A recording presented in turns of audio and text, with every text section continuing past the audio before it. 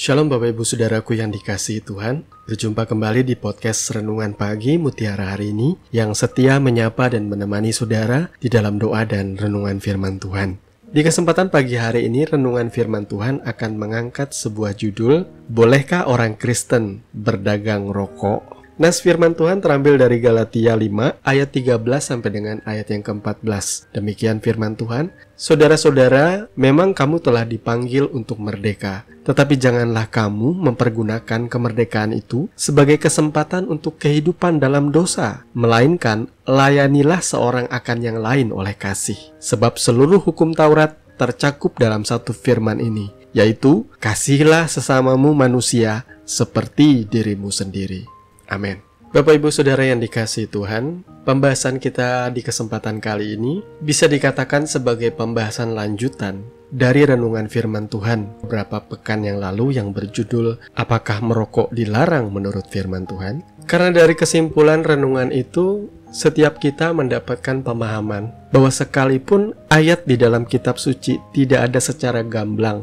melarang setiap orang percaya untuk merokok. Namun secara implisit ada begitu banyak ayat-ayat firman Tuhan yang menunjukkan kepada kita bahwa kebiasaan merokok itu adalah sebuah kebiasaan buruk yang seharusnya patut untuk kita hindari.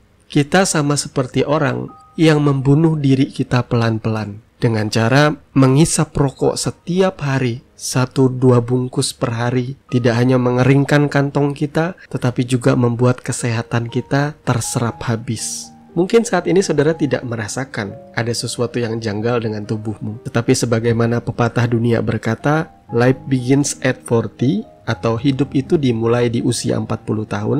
Biasanya di umur 40 tahun ke atas, orang mulai menuai apa yang ia masukkan ke dalam tubuhnya. Kalau ia terbiasa ngerokok, maka ia akan menuai sakit penyakit akibat dari kebiasaan itu. Nah, judul renungan di kesempatan pagi hari ini itu sebenarnya berangkat dari pertanyaan jemaat Tuhan. Mereka menyadari bahwa merokok itu tidak baik bagi kesehatan. Merokok itu adalah sebuah kebiasaan yang buruk. Lalu muncul pertanyaan, Pak Pendeta, saya memang tidak merokok, tetapi di dalam usaha saya yang hari-hari berjualan di toko, apakah saya tidak boleh berdagang rokok lagi? Lebih-lebih kalau Bapak Ibu Saudara merupakan seorang agen rokok, tentunya berat melepaskan usaha ini. Pertanyaan ini juga banyak kali ditujukan kepada saya. Kalau rokok itu tidak baik untuk kesehatan, berarti saya tidak boleh lagi dong berjualan rokok? Nah, mari sekali lagi kita mau lihat bagaimana kebenaran firman Tuhan akan menjelaskan kepada kita. Nah, secara medis, ada sebuah poster di sebuah rumah sakit tertera bahwa setiap kali hisapan rokok itu berisi 4.000 zat kimia yang merusak organ tubuh.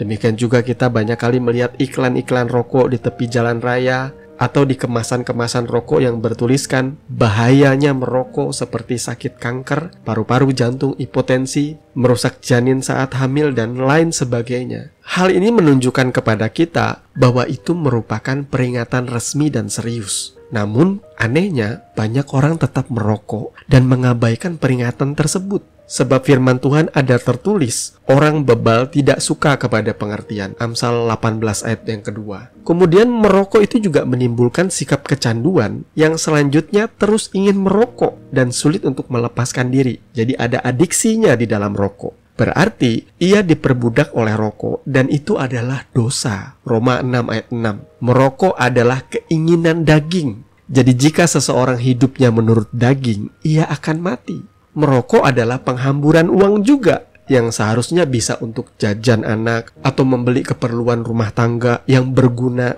dan menambah gizi. Di samping itu, saat merokok juga mengganggu kesehatan orang di sekitar saudara. Jadi dengan alasan-alasan itu tadi, sebagai orang percaya seharusnya saudara belajar menghindari yang namanya kebiasaan merokok. Perokok adalah perbuatan yang merusak bait Allah, karena tubuh manusia adalah bait Allah. 1 Korintus 3 ayat 16 dan 17. Merusak bait Allah adalah dosa. Bagi orang percaya pada Yesus dan telah lahir baru, maka Roh Kudus hadir di dalam hidupnya. Sebab tubuhmu bukan milikmu sendiri lagi. Berarti tubuh Anda wajib dijaga dengan baik. Paulus menegaskan, barang siapa menjadi milik Kristus, ia telah menyalibkan daging dengan segala hawa nafsu dan keinginannya. Karena itu, muliakanlah Allah dengan tubuhmu. Itu yang pertama. jaga kesehatanmu. Yang kedua, kasihilah sesamamu seperti dirimu sendiri. Matius 22 ayat 39. Jika dirimu tidak mau menderita sakit seperti akibat merokok, maka jangan biarkan orang lain mengalaminya.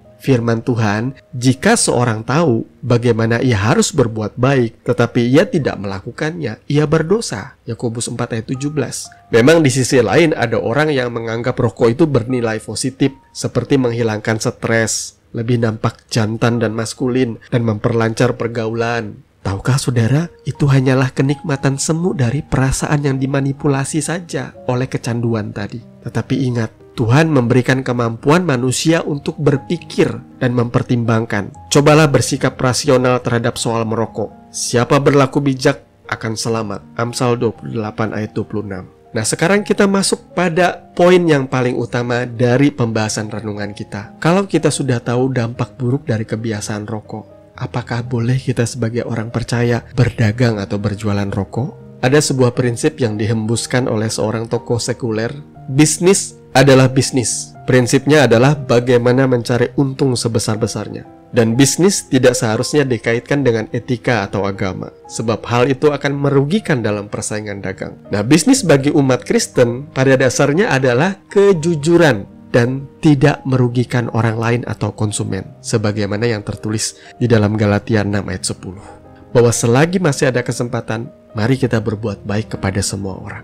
Nah, lalu bagaimana dengan menjual rokok? Menjual rokok itu jelas membawa keburukan bagi kesehatan pembelinya. Namun sayangnya di sini ya, ada pendapat berkata begini, bahwa berdagang apa saja boleh, yang penting jujur. Maka dagang rokok pun bisa dipilihnya, sebab menguntungkan. Karena baginya, keputusan merokok itu adalah urusan pembelinya, bukan salah penjualnya. Ingat saudara, janganlah berkompromi dengan yang namanya perusak kesehatan. Roma 14 ayat 13 mengingatkan kita, jangan kita membuat saudara kita jatuh atau tersandung, apalagi sampai menderita sakit penyakit. Sebaiknya berdagang rokok itu dihindari saja, dan cobalah berganti barang dagangan lainnya. Sekalipun keuntungan yang didapatkan itu tidak sebesar ketika saudara berjualan atau menjadi agen rokok. Memang berdagang motivasinya adalah mencari untung, namun ada baiknya ketika kita berdagang itu membawa kebaikan bagi banyak orang. Rasul Paulus berkata, cinta uang adalah akar dari segala kejahatan. Karena memburu uang bisa berakibat seseorang menyimpang dari iman dan menyiksa dirinya sendiri. Ingatlah saudaraku, uang itu hanyalah sarana untuk kelanjutan hidup, bukan tujuan hidup. Karena tujuan hidup kita adalah memiliki hidup yang berkenan di hadapan Tuhan. Kita mengasihi Tuhan dengan segenap hati, kekuatan, dan pikiran kita. Demikian juga kita mengasihi sesama kita manusia, seperti kita mengasihi diri kita sendiri. Kalau kita saja tidak ingin sakit, tidak ingin menderita, masakan kita mau membiarkan saudara-saudara kita menderita oleh karena kebiasaan yang buruk ini, yakni merokok? Biarlah renungan ini tidak menjadi persoalan atau perdebatan panjang. Memang kuncinya satu, saudara harus mengalami sendiri kasih dan kebaikan Tuhan. Karena saat saudara sungguh-sungguh menerima Tuhan Yesus menjadi Tuhan dan Juru Selamat di dalam hati dan hidup saudara, maka saudara akan melihat seperti Yesus memandang. Saudara akan mengambil sikap seperti Yesus bersikap. Biarlah Tuhan selalu menolong kita dan memampukan kita untuk berjalan di dalam terang firman-Nya. Tuhan memberkati. Mari kita berdoa. Bapa, di dalam nama Tuhan Yesus, terima kasih untuk kebenaran firman. Di pagi hari ini sudah mengajarkan kami. Walaupun ini merupakan pilihan yang sulit, tetapi kami belajar Tuhan, menimbang di dalam terang hikmat firman-Mu, agar kami boleh mengambil keputusan yang terbaik. Di dalam nama Tuhan Yesus, kami berdoa dan mengucap syukur. Amin. Bapak Ibu Saudara yang dikasihi Tuhan, kami percaya kebenaran firman Tuhan akan menjadi dasar dan kekuatan di dalam setiap kehidupan saudara. Sampai bertemu lagi di podcast Renungan Pagi Mutiara hari ini yang berikutnya. Kasih karunia menyertai saudara sekalian. Shalom.